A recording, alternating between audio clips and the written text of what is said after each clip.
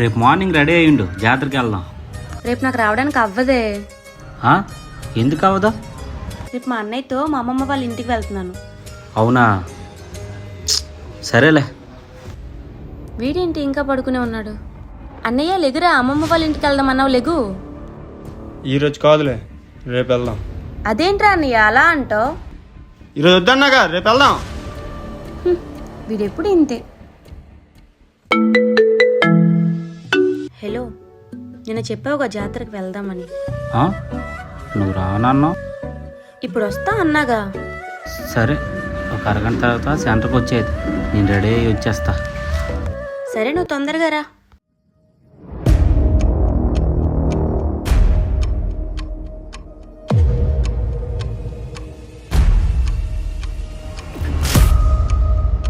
నా కోసం 1 నిమిషం సమయం కేటాయించినందుకు థ్యాంక్ యూ.